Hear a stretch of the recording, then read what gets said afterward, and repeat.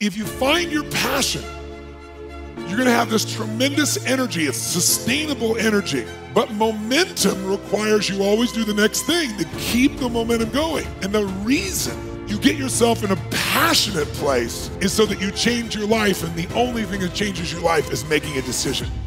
So while you're in this passionate state, that's where you make decisions. You don't make decisions when you're like, oh, I don't know, what do you think? All right, let's decide.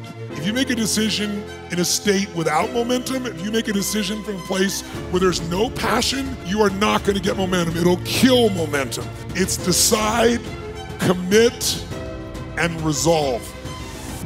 Some of you, in the past, you've gotten momentum, you've gotten passionate, you've even made a decision, but a decision is the first step. Decision is like a war. I gotta do this or that. All right, I'm gonna make myself do this. But commitment is when you now, after you've decided, you commit to do this for the long term. Whether it's hard or easy, doesn't matter. You're doing this. It takes it from this moment and it carries it into the future even when things are difficult. And the third state is resolve. Resolve means it's done. It's like, it doesn't even if you took action, it's done inside you, so it's done out there. There's no question whatsoever. Then once you decide, the only way the commitment and the energy and the momentum continues is if you take immediate, massive what, my friends? Massive what? Write down in your notes. Massive action is the cure-all. Massive action is the cure-all. If you're having a difficult time with something, your relationship isn't where you want it to be, your finances are not where you want to be, your body's not where you want to be, your business is not where you want to be, you need to take massive action. And if that doesn't work, try something else. If that doesn't work, try something else. Keep going with massive action and you will find the way because it will give you momentum. The first thing most people do after they make a decision is they plan, they strategize, they tinker, they think, and it's the worst thing you can do. Here's why. You make a bold decision. You say, I'm going to change my life. I'm going to go off and do this crazy, amazing thing. And then you go home and you think of all the ways that it can happen, and you start planning and strategizing. It's amazing. You feel great. And then you wake up tomorrow and you're a different person. You wake up tomorrow a different person, and that person says, you can't do that. You can't follow through on that. Who are you to take on that big idea? And then nothing happens. Nothing happens. And so the solution after you get an immediate idea is action. Don't worry about planning. Even imperfect action, just action. Because you need to build it into your nervous system that you're the kind of person who follows through. Because you need to make some commitment so that by the time you wake up tomorrow, you've committed to following through. That's the biggest problem. I call it the 2% difference. So what most people will do is they'll plan to 100%. You get an idea, you gotta plan, you gotta go home, you gotta plan. You gotta plan all the way to the end. And it's amazing, and you think about it, it's such a great place to live in as entrepreneurs, as perfectionists, as over-planners. We love living in that world. Don't worry about planning to 100%. Instead, find the 2% difference. What can you do right now to get 2% of the way? If you don't get 2% of the way immediately through action, you will never get to 100% of the way. So an example, I'm sitting here, standing here, walking here on the streets of San Francisco. I'm in the middle of my 90-day tour across 23 cities. This thing started because I committed to my wife that I was gonna take her to every city in North America with 1 million+ people. It was a warm summer day, and I said, Nina, we're gonna go to every city in North America with 1 million+ people. It was a Wednesday afternoon. So what was the first step? It's not going home and planning to see how many cities are there. I didn't even know how many cities are there. No idea. It's not planning about how is Nina gonna leave her job because she had a full-time job. It's not planning about how long it's gonna take. None of that. Don't go home and start researching that. It's the wrong first step. The first step is, what's the one city that I can hit immediately? It's Wednesday afternoon. What's one city I can go to this weekend to start building immediate momentum, the 2% difference? And so I said Boston. I thought Boston was the closest city to us that we hadn't both been to, and so I said, Nina, this weekend we go to Boston. It's Wednesday. On Friday, after your work, I'm gonna pick you up and we're gonna go to Boston. And then I brought Danny and his business partner at the time, my camera guys, to help us film it. That was the start, immediate action. So here's what happens when you do that. When you go up to the 2% difference, you go idea to action, idea to action, idea to action. You start training it, you start burning into your nervous system, you start building momentum, and then, this is the magic thing, your head starts working with your heart. Your head, instead of talking you down from doing the crazy thing, starts thinking, holy crap, we committed to this. Now I have to figure out a way to do it. Now I'm going to Boston. Now I got to figure out what am I going to do in Boston? Who am I going to connect with in Boston? Where are we going to stay in Boston? How are we going to get to Boston? What's our itinerary going to look like in Boston, right? Your head now starts working with you alongside your crazy vision instead of the other way around. Because often you make a decision feeling bold, amazing, unstoppable, and then your head talks you down from it. So I believe that the decisions that you make when you're feeling bold are actually the right ones for you. The decisions that you make when you're feeling bold, unstoppable, crazy, confident, you decide you're going to do something, those are actually the right ones for you. And then your head gets to work and telling you why you can't do it. 99% of the rest of your life is your head telling you that you can't do it, that you're not good enough, that you're not strong enough, that you're not capable enough, that you don't have the skills, beliefs, mindset, the resources to be able to do it, right? That's the problem. So you make a decision, and then the immediate thing you have to do is do the 2% difference. Take immediate action on that thing. Don't go home and plan. Don't plan to 100%. The 2% difference, immediate action, train yourself. Idea, action, idea, action, idea, action. Don't judge the idea. Don't think it's crazy or too big or you have to go research it. Don't. Just act on it right now.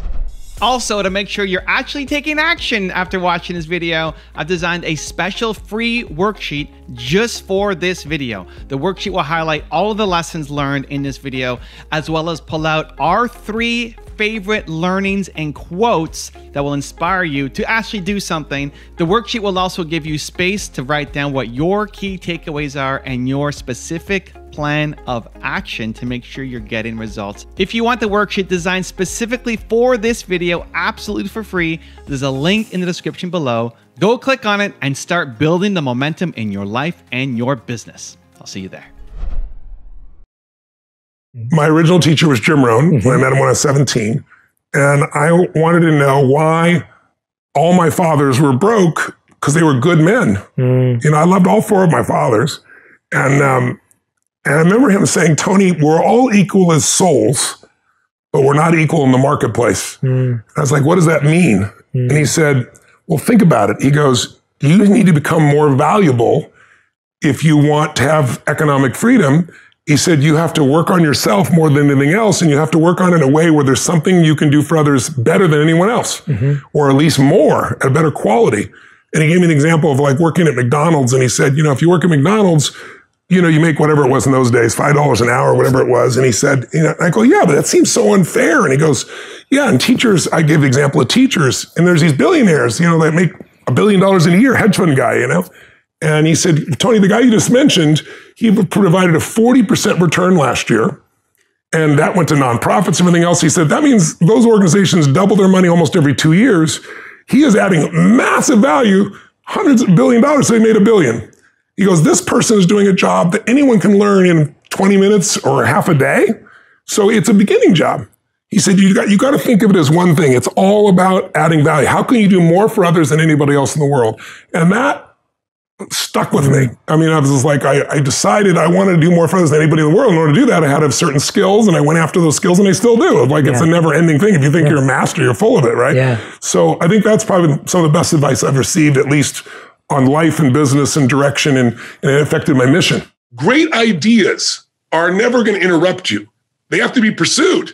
And if you don't pursue them, you're going to get what everybody else has, which is all this fear, all this uncertainty, all this stuff that won't work, because everybody's focused on what won't work, what can't happen. Why? Because they're afraid. They're afraid to fail. They're afraid to try and feel like they're not enough. So you got to stand guard of that mind by feeding your mind. You know, Jim Rohn used to say to me, success leaves clues. If you want things to get better, you got to get better. If you want things to change, you got to change. But you got to do it deliberately and consciously. And he used to say to me constantly, he said, Tony, you've got to constantly find a way to feed that mind, something that's got strategy in it, philosophy, something that's going to improve the quality of your life. And if you really learn it, you can help the people you love with the things you learn. And so I got hooked. And so I decided I'm going to read a book a day.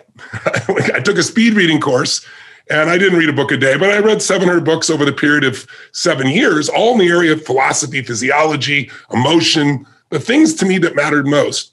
And what I really try to do is each day try to use something I learned, not just read, not just let my learning lead to knowledge. You know, Jim used to say, if you let your learning lead to knowledge, you become a fool. If you let your learning lead to action, that's when your life changes. So I started being aware of who was saying what I was taking in. Jim used to say, success leaves clues. If someone's successful, they're not lucky. They're doing something different than you. Figure out what they're doing different. And he said, the first thing is find out what they're reading. He said, I remember he said to me something funny. He said, find out what poor people read and don't read it. And when he said poor, he didn't just mean financially poor. He meant people that were unhappy, people that had no sense of meaning in their life, people that were financially strapped because they weren't managing to add value to other people, people that found themselves not taking care of their relationships, their body. Poor isn't just money. Wealth isn't just money. It's emotional, spiritual, everything. He said, so find out what successful people do, what wealthy people read, what happy people read, and read that. The difference between making it or not is psychology and skill. You need them both. And honestly, skill is the smaller of the two. I'm gonna give you a ton of strategies this week. I'm gonna do psychology first, and you're gonna see why as this day goes by, because you're gonna discover when people stand up and we figure out what's the chokehold on their business, 80% of the time, it's gonna be their psychology. The chokehold on the growth of your business is the psychology and skills of the leader, period. That's it. And if we change those two things, skills too, marketing skills, financial intelligence, recruiting, training, all those things, we train those too. Don't get me wrong, we gotta do the skills also. But I could give you every skill. How many of you have learned it before that was invaluable from some source, a mentor, a coach, an event, a university, I don't know what, and you were excited about it, and then you never actually followed through? Who's done this before? Say, I. Listen, knowledge is not power. Execution trumps knowledge every day of the week. My goal is to make you execute. I can't make you, but I can get you where you tap into that part of yourself. And that shift is the most important shift of these few days. Most of us in life, we work so hard for things. We think life's going to be a certain way, but as you're going to discover, life is never a straight line. We're taught that. We think line is just, I'm going to go from here to there. But if you look in nature, you never see a straight line in real nature. If it's a straight line, a human built it. And so it's a process of evolving, of growing, dropping back, growing, dropping back. And challenges are what really grow us. Your life is a great story. Every person's life is a story. And the question is, some people's story is a warning, some people's story is an example. Right now, you're an example that's growing and expanding, and you have a chance to have this be the most incredible life. But it won't be a life without challenge. And the challenges we're facing right now give you an opportunity to grow like very few generations. I'm sure you've heard of the Great Generation, the World War II generation. If you watch a great movie, if you read a great book, the size and the power of the hero, how much you become as a hero is defined by how tough an obstacle you face, how difficult is the villain, the opponent. And so sometimes when I've been through the toughest times of my life, one of the questions I've had to ask myself or note to myself is, I finally have a really worthy opponent. This is scaring the hell out of me, or this is challenging me, or this is making me crazy. But I also know in my gut and my soul that if I can push through, it's just like you've done in these years. You've pushed through tough times, I'm sure, many of them. But as you push through those, you become more. And as you become more, something magical happens. You don't just grow. You expand in your spirit and your soul and your capacity and your skill. And all of a sudden, fear becomes less and less a part of you. All of us, we could take our work and think of work as being like a gift. I personally believe that one of the greatest gifts outside my love that I can give another human being is my labor. But there's 3 gifts of labor you might have within your nature, meaning you can master anything, but under stress, people tend to go back to their true nature. And there are 3 gifts of labor that you can give. One of those gifts we might call the gift of being an artist, or a talent, or another word for it would be a truly skilled producer. Some people, the reason you know this is your gift is what you love to do is to create a product or service and deliver it to people, and you're enamored by that. The woman over here who is doing the work, if you recall, in hospice, she would be a perfect example of an artist. She's not in it. She wants to make money, don't get me wrong, but she would never trade the money for the impact. So when someone is in it as an artist, and by the way, most businesses are started by artists. There's somebody who was an amazing negotiator, an amazing fashion designer, amazing code writer. And they said, I work for this company and they don't do a good job for customers and I can do a better job. I don't work for them. And they start their own company thinking that the company is all driven just by the sales or the negotiation or the code or the fashion. But a company is much more complex than that, especially as it grows. So an artist is in it for the impact And yes, they want to make money, don't get me wrong, but it's not the first thing and they won't trade it. When I talk to artists about selling their business, they look at me like I'm trying to sell their child. The second gift you might have is the gift of being a manager leader. A manager leader is someone who lives to manage people and processes. They love to figure out how to maximize a business by changing the gears, creating a new process, working with people. And those people love it. Now, they are not artists in that their talent or skill, they're not there delivering it directly to the client. They want to work on the people that are directly delivering the client. They want to work on the system that makes this business work. And so they think it differently. They're inspired by different things. They make different decisions. Is one better or worse than the other? Yes or no? No, they're just different. And by the way, you might say, I have both those skills. I bet you do, but they're not equal because they're different types of skills. So you might have them both, but there's one that is your true nature, that when things are going well, you're going to go back to it. When things are really up, you're going to go back to it. Under stress and under excitement, we return to our nature. By the way, a great company can't be great without great artists, talent, who really deliver extraordinary products or services. A company cannot maintain greatness and grow unless they have some great manager leaders who can run the process and the people. They're both critical components. The third choice of service, the true gift you can give, is that of an entrepreneur. And while most of you in this room would call yourself an entrepreneur and you would be entrepreneurial, by this definition, it's a little different. Most people think of an entrepreneur as anybody who starts multiple businesses. No, that's not true. Some artists start multiple businesses because they want to get all kinds of things for all kinds of people. Some managers want to do multiple businesses so they feel like they have multiple systems. But an entrepreneur is in it for one thing, the juice of risk. They want to make money. And by the way, an entrepreneur, will they sell this business? Yes or no? For the right price, they'll sell anything. And their mindset is, sell it, I'll start another one. Sell it, I'll buy another one.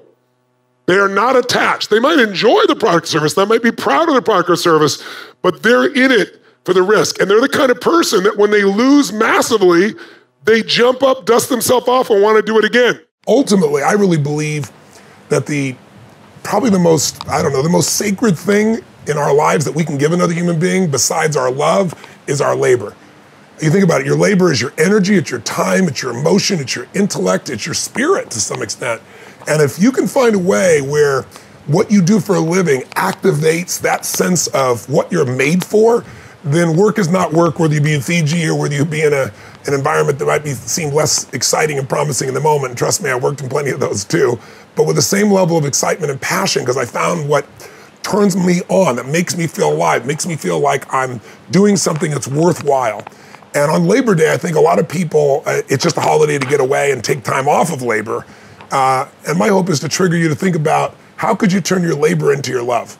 I think it was Mark Twain who said, when your vocation becomes your vacation, that's when life becomes truly magnificent. And I'm privileged enough to have that, but I pursued it. And one of the secrets that I found, and I know you know this in your soul, is that we all know if you're going to be masterful at something, you don't show up, as the best in the world at something. You don't show up in environments that you want to be in. You get there because you did things for thousands and thousands of hours. Most of you know the concept of mastery taking 10,000 hours. That's an arbitrary number, but I'm sure you've heard about it. You want to get really good at something, it's 10,000 hours, because when you do something enough, with enough intensity, enough intention to constantly get better, when your labor is your love, and where your labor is something you have to always get better at, then usually what happens is you get these insights that allow you to serve more. But I also think that labor, we're talking about this weekend, what makes people fulfilled by their labor is their motives for it. If your motive is just to make money or just to pay your bills or just to get rich or whatever you think that's going to be, those people never really are fulfilled even if they make the money. The most fulfilled human beings in my experience, and I've had the privilege of working with literally 4 million people from 125 countries now around the world, the people that are most alive, regardless of the economics, are people that have found something that they really feel the motive is more than just themselves. We all know what it feels like when you're trying to do for something for someone you love and you're not doing it as a trade, you're not trying to get something back, you're just doing it because it's what you're made for. And I always tell people motive does matter. That if you're just doing something for yourself, there's nothing wrong with that because life supports whatever else supports life. If you're part of life and you're trying to do something that's going to make your life better, I think the universe, God, whatever proper term for you, whatever your belief system is, infinite intelligence gets connected to you and it gives you insights. But I think if you're trying to serve more than yourself, more life than just you, When things support more of life shows up to support you. And that might sound kind of airy-fairy, but it's my experience. You know, when you're trying to support your family, when suddenly I had 4 kids, 3 of them overnight, my life changed, my intellect changed, my abilities changed, because I was trying to serve something more than just me. When I started really focusing on how to serve a community, and then a country, and then humanity, as corny as it may sound, you get insights you won't get when you're just trying to somehow, make your labor happen or get the job done. So labor could be love, and it isn't for most people. Most people, I think, are unhappy in their life because they look at labor as work. They look at it as, why should I have to effort so much? And in my experience, effort is the reward. If you are doing something you love, it's there. So if you don't have it, you might say, Tony, that's all wonderful. You're in Fiji and you do what you love and I don't have that. Thanks so much for giving me the lecture. I'm not coming from that place. I'm coming from the place of saying you can discover something that you're really passionate about, but in order to do it, you got to get out of the story of what you can't do and you got to put yourself on the line. Lifestyle's not about money. It's about 2 things. Creativity and caring. It doesn't take money, it just takes a little creativity to think about those you love and think what would light them up. It will light you up more than anything else, I promise you. To surprise them, to do beautiful, special things, little things. It makes people feel important, needed, loved, appreciated. What better way to invest than invest in your relationships with those you love? And you can't give joy to everybody else that you love without giving joy to yourself. And then there's another kind. The other kind is where you invest in those you don't even know. Not for stars on your chart, because you know it's right. It can be done with such a small amount of money. It's not money, it's creativity and caring. Maybe it's animals that are abused. Maybe it's old folks that people don't pay attention to anymore. Maybe it's providing one surgery for someone who has lost sight and can see again. Provide water for a family. You got to every day feed and strengthen your body. And you got to do something, even in the middle of COVID, if it's still there, even if it's lockdown, because if you don't take care of your body, it affects your mind, doesn't it? I mean, think about this. What is it that screws up everybody's life? Fear is the number one thing that keeps people from doing what's necessary. And anger and rage, while it can mobilize us, if it becomes part of your life on a regular basis, it destroys it. So how do you balance that out? Well, fear, anger, they're both physical, aren't they?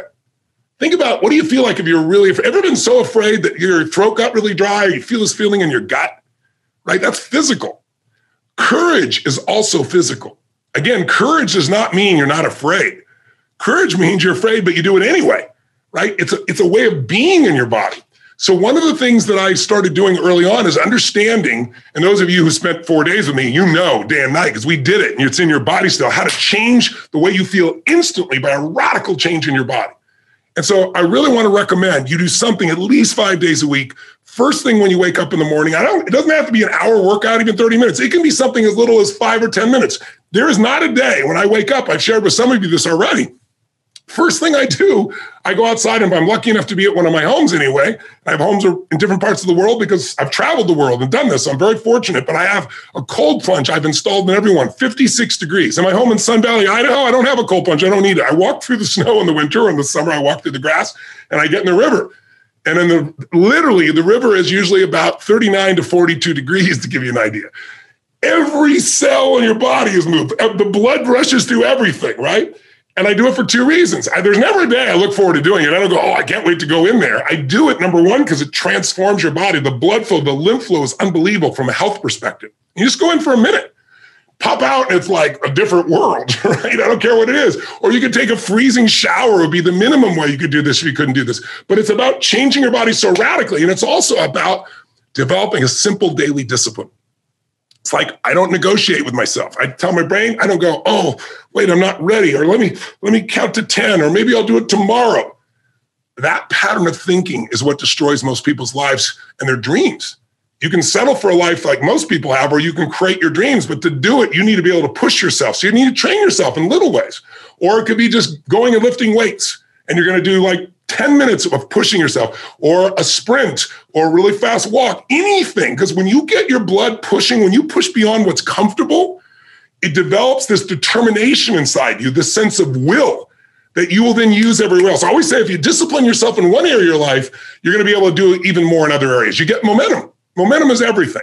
So if you train your mind, great, but you got to train your body as well in some way. And I don't care, again, if it's 5 or 10 minutes where you really push yourself or a full-blown workout, it's got to get there, because when you do that regularly, you're going to find yourself having a better mind. The mind and body can't be separated. They're completely connected. You work on both of them, you're going to have a different world, and you're not going to be shut down. And when other people are like, oh, it can't be done, just move, I'll handle it. It's a different way of being, isn't it? It's a purpose larger than yourself that keeps you going. Mm-hmm. If it's only to meet your own needs, you will drop back into your comfort zone. But like, for example, one of the great things that came out of COVID is I've spent most of my life as a vagabond, right? Because I travel all over the earth. So in most years, I travel to, 115 cities. And as you know, most of my seminars are multi-day seminars. And I go to 12 to 16 countries, like Australia 3 times. And so all of a sudden COVID hits and I had to adapt. I found this way to adapt. And now I'm reaching 10 times a day. My largest seminar is now 900,000 people versus 15,000. I did one football stadium in 2019 with 38,000 people, 40,000 people. It was incredible. Now that's a tiny seminar, because I couldn't put 900,000 people in any stadium, right? So all this good comes from that adaptation, right? Figuring out what to do.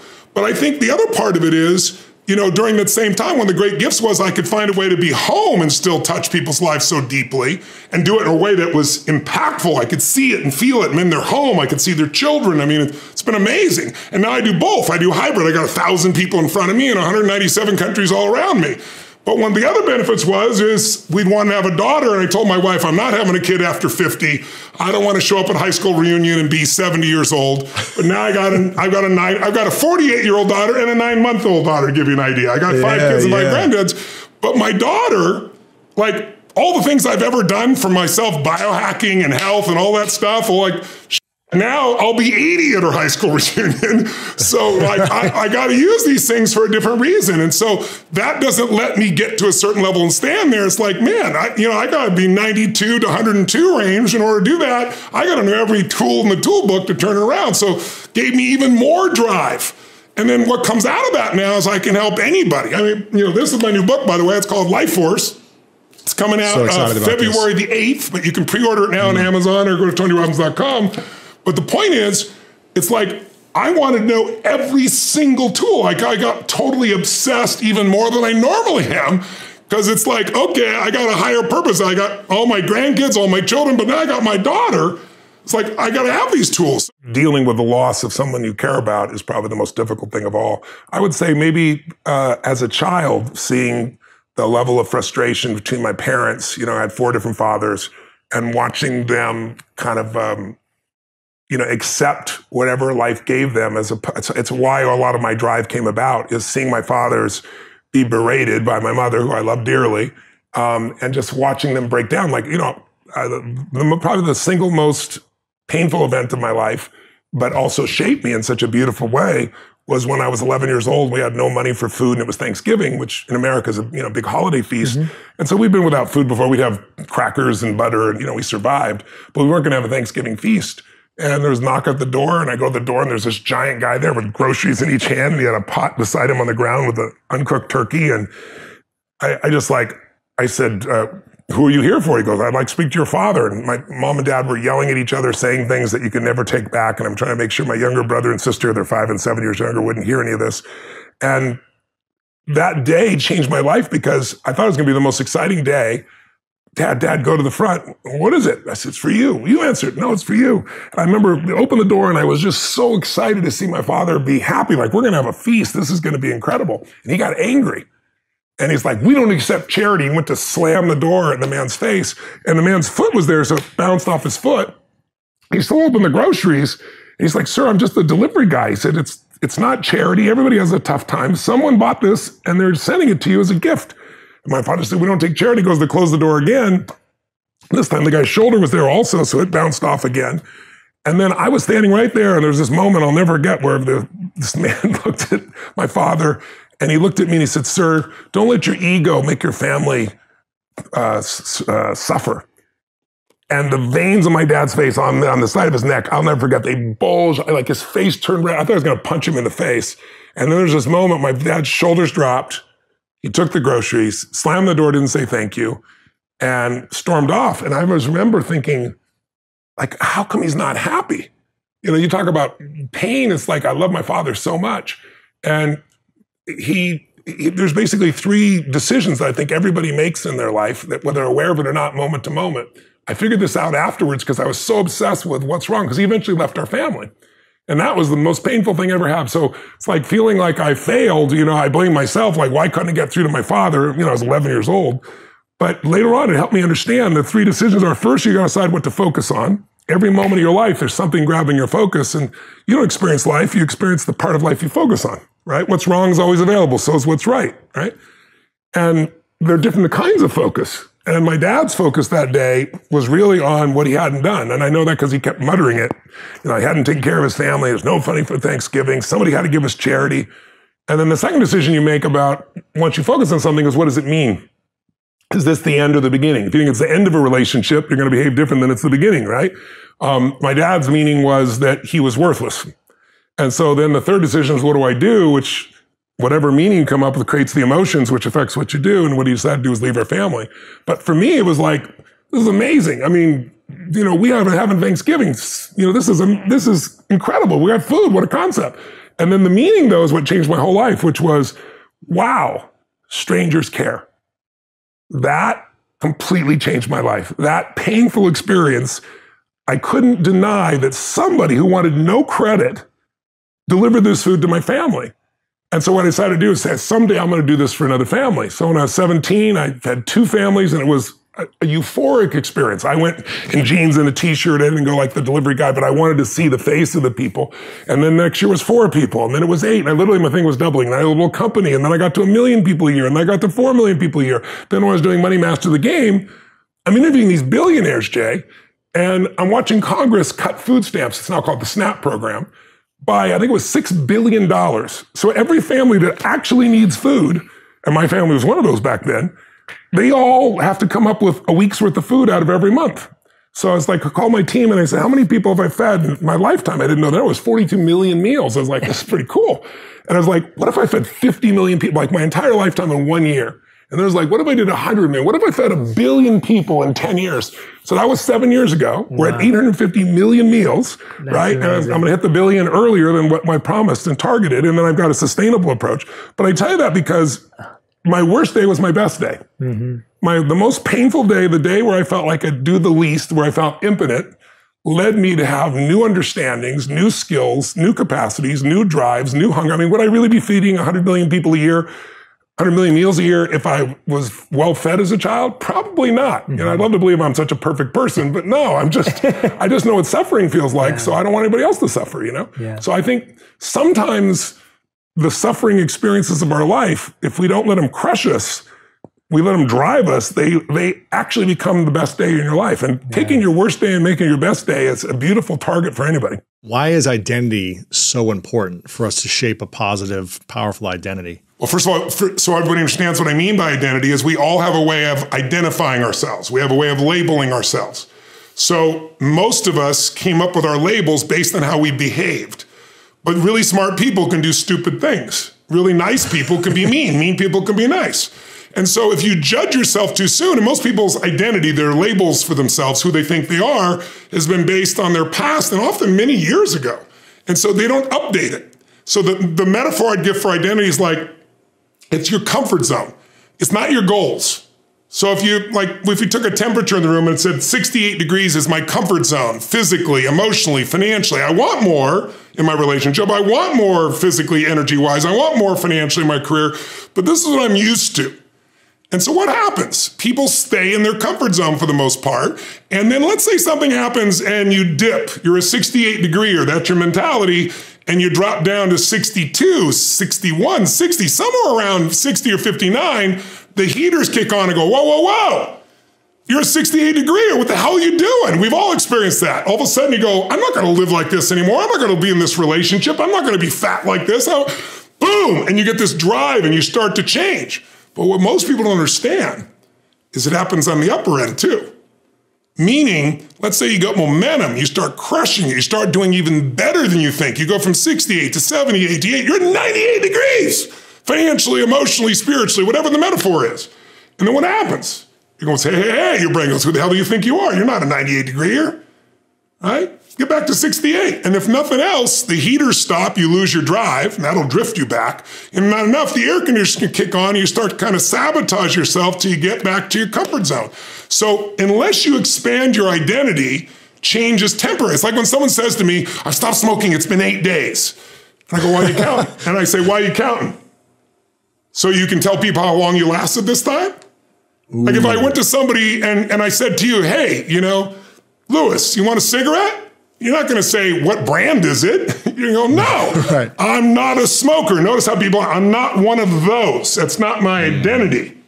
Identity is the strongest force in the human personality. If you look at Lance Armstrong, who has a mixed identity now in the culture, this is a guy that had to win and found a way to win. So when he was told he had cancer in his lungs, in his brain, and in his testicles, and he rides a bike, and he's going to die, his answer was, no, I'm a champion. I find the way. I will find the answer. And he did. Now, unfortunately, he bent the rules around the sport, and it kind of ruined his reputation, obviously.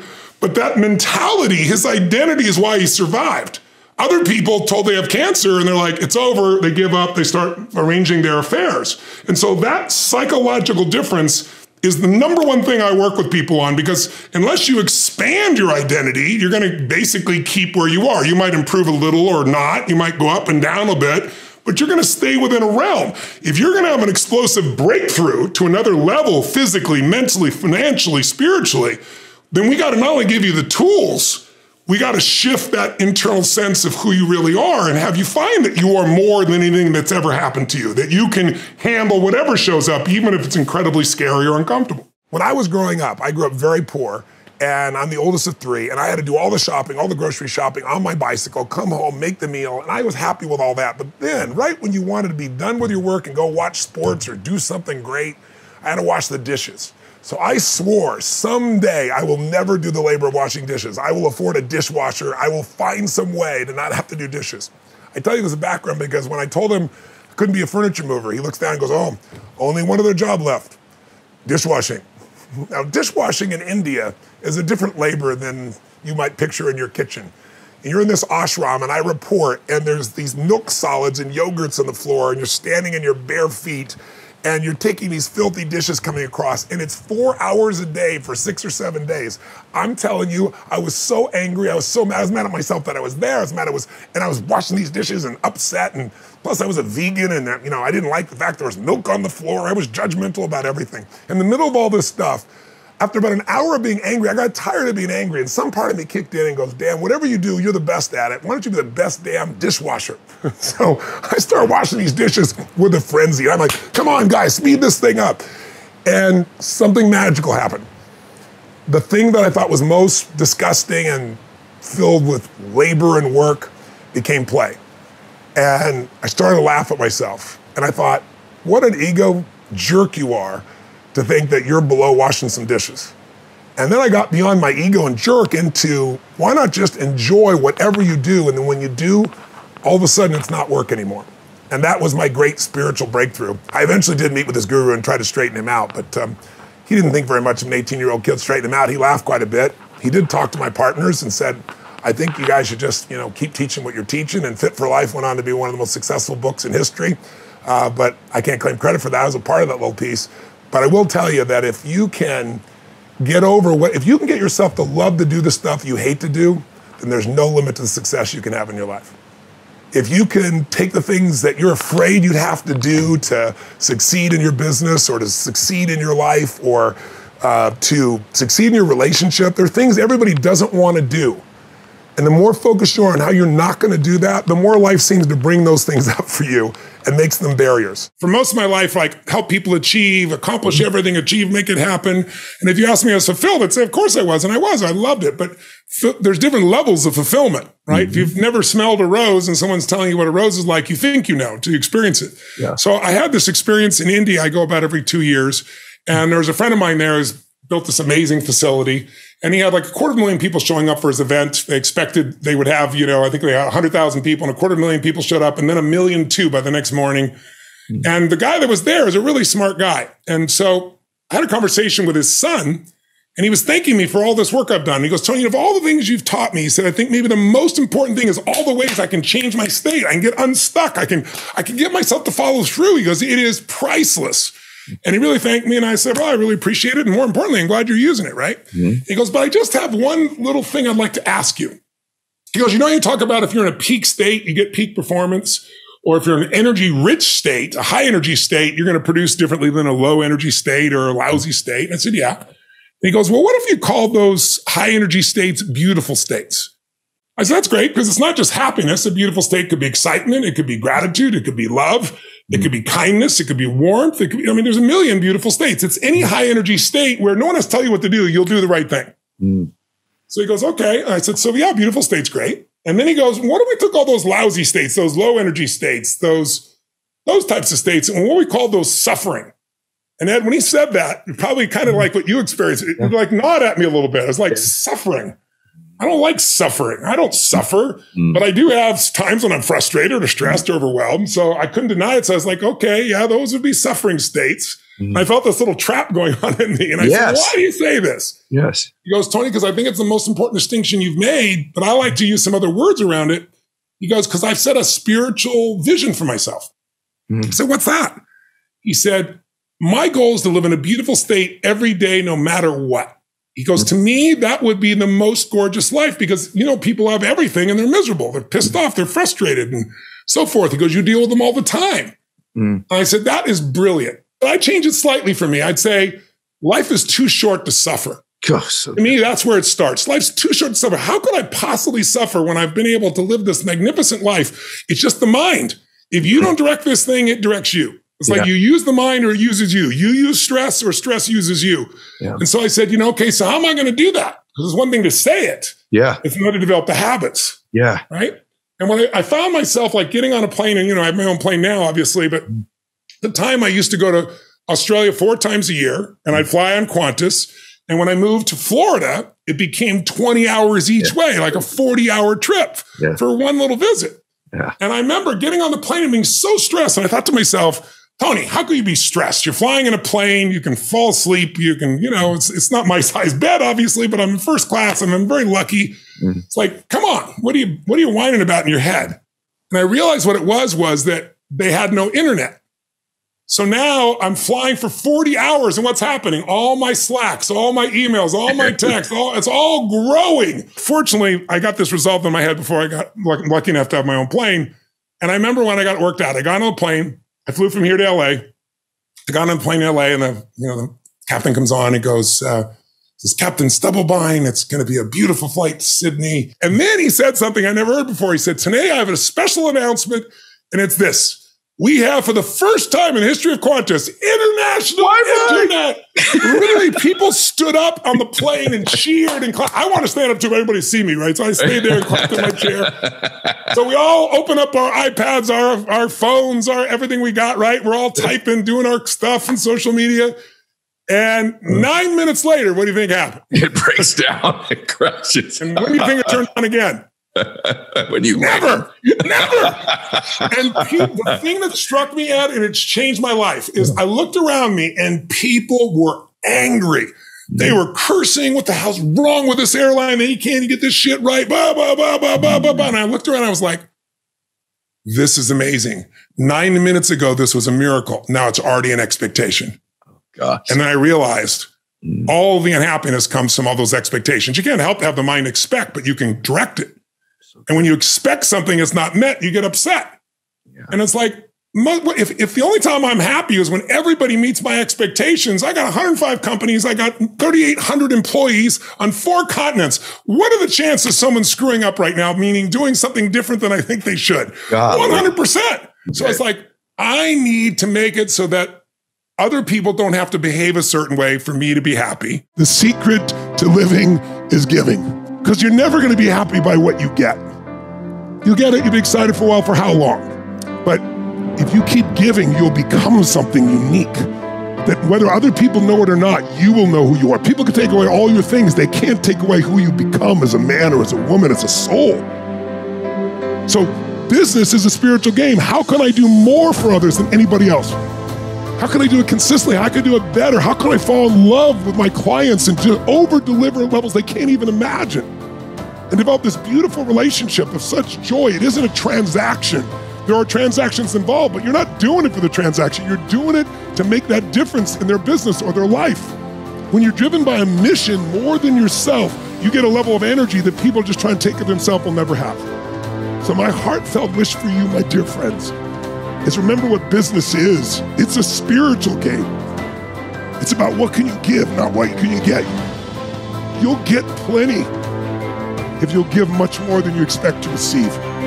If you do that, you'll have more than money. You have a life of incredible meaning, and your life will be blessed. Right now, out of COVID, so many people have been shut down, a terrible place. And, I'm sure you've seen that drug overdoses are the largest they've ever been in history. It was over 100,000 people last year.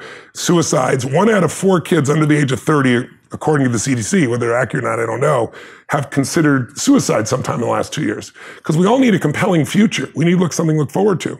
So Stanford came to me, and their genetics lab has been doing research on depression. And what they found was that by doing meta studies, is only 40% of the people who go in for therapy, who they get drugs and therapy together usually, only 40% make any improvement. 60% don't improve at all. That's not a lot more than what you can get on some placebos. Mm-hmm. And so they approached me and said, a couple of people went through one of your programs. One was clinically depressed. They're not anymore. But we don't have any science on this. Would you be willing to let us do a science test? And I said, sure. So they came out to the State with Destiny seminar I do, which helps people to change their values and belief structures. I don't tell them what they need to be, but they figure out what it needs to be. And it changes the way you perceive life, the way you experience life, how you feel, what you do. It's a rewiring of your model of the world, basically, in 6 days. And so they said, we're going to model this after the greatest breakthrough they found in science and no one able to follow up on. About 2 years ago, Johns Hopkins did a study on depression. And they gave people psilocybin, right, which comes from magic mushrooms. And they did therapy for 30 days. And at the end of it, 53% of the people were depression-free 30 days later. Never happened. Like when we say 40% are helped, the average amount of help is 50% less depressed, right? That's what the average is. Some people completely turn around, some people don't go. In this one, 53% of the people. So it's 4 times the result of any drug that ever been done. But unfortunately, psilocybin's not legal, so they're still working on that. And they said, we're going to copy that exact study. And we're going to have a group that they compared to, which didn't go to the seminar. The comparison group is going to do gratitude journaling and so forth, because positive psychology talks about that. And they said, that's probably what this seminar does, is just positive thinking. Well, the cool thing was when they came out, the results were so amazing at Stanford that they went and had 2 new additional double-blind people do the research because it just seemed so ridiculous. At the end of the first week, 63% of people had no depression symptoms. At the end of 6 weeks, it can increase through time. 100% of the people had no depression symptoms. 19% of the people had suicidal ideation. 0 had suicidal ideation. It blows away any study. It just came out. It's coming out next week in the Psychiatric Journal, which is Journal of American Medical Association, Psychiatric Journal are the 2 top journals in the field. They can't even believe it. So they're going to do more. And the actual scientific article says this is more powerful than any drug therapy or any forms of normal therapy combined. And what are we doing? We're getting people to change basically those 3 questions to some extent, because your values control what you focus on. If you're security driven and you're here down in my basement right now, you're like, where's the exit, right? You came down a slide, like, how do I get out of here, right? If you're adventure driven, you don't care. You don't even know where it is. So your focus is controlled by your values and your belief systems, right? The meaning of things is controlled by your belief systems. So those 3 decision-making things, what I'm going to focus on, what does it mean, what I'm going to do, shift. And one good example of this, Jay, is, and maybe your audience can relate to this, is if we just took 3 patterns. So let's say focus, most people have a focus either on what they have or what's missing. Mm-hmm. We all do both. Mm-hmm. But what do you think most people focus on more often? What they have or what's missing? What's missing. That's right. Now, even achievers do that. Mm-hmm. Like, it's not like somebody who's not successful. It's one of the reasons you see these achievers that no matter what they do, it's never enough. Because think about it, if you're always focusing what's missing from your life, how can you sustain happiness? Mm-hmm. It's software that will not allow that. You'll feel happy for a little moment, and then you'll notice it's missing again. What do you think more often people focus on? What they can control or can't control? What they can't control. Yeah. In my seminars, it's can control. That's why they go. I want to learn how to take control of my body or my finances or my business, whatever it is. So it's the opposite. But the average person, it's what they can't control. And with COVID, there's so much you can't control around you that people really sunk in that. Well, how's someone going to feel? Just everyone think about it. If you're constantly focused on what's missing from your life and what you can't control. And then I'll add one more. Do you focus more on the past, the present, or the future? We all do all three, but we tend to have one we focus more on. Where do you think more people focus? Past. That's right. And achievers focus on the future, and happy people on the present. It's about growing and giving. I mean, I know that's overly simplistic, but that's what I want for her. It's like, you know, it's about laughing, loving, growing, giving, you know, and giving passionately and generously and graciously. It doesn't, I don't mean just money. I mean of your presence. Yeah. You know, it's very easy to say hello and not be there. It's very easy to say, I love you. And, you know, it's just a habit, you know, about, you know, depending on which studies you read, about 47 to 52% of things we do are just habit. And the cool thing about habit is it allows you to do other things. Like, you know, trying to drive a stick shift car in the beginning is it's overwhelming. Now it's one thing. I can do 20 other things, right? But the problem with it is technology has made us become more and more habitual and less connected. And so for my daughter, I want her to experience love. That's what life is to me. And when you are loving, you have to grow to keep loving. And when you're growing and you're loving, you're going to give. And to me, if that's all she does, if she learns that life is not what you're here to get, it's what you're here to give, that you're being called to find what you're called for. And I don't know what you'll be called for. She, you know, she might sing. She might draw art. She might just be a mom. She's not just one of the most important things in life. She might, I don't know what she'll do. And I have no frame of reference about how she's going to do it. I have only one frame of reference. She's going to be a person that's earned it. And she's going to be a person who's proud of herself, because the earned part to me is where the pride comes. It's like, I have this amazing life. You could take away all the toys and things that I have. You couldn't change who I've become as a man. Yeah. And also because I never had those things and I earned those things, there's the stories and the examples, and you know what it's like, right? To conquer all the challenges to get there. I want my daughter to have all those experiences. But to me, life is love. And life is growing and giving. It's really, that's what the whole game is about as far as I'm concerned. And if you want more fire Entspresso videos, check out the one that we recently did. The link is right there next to me. I think you'll enjoy it. Continue to believe, and I'll see you there.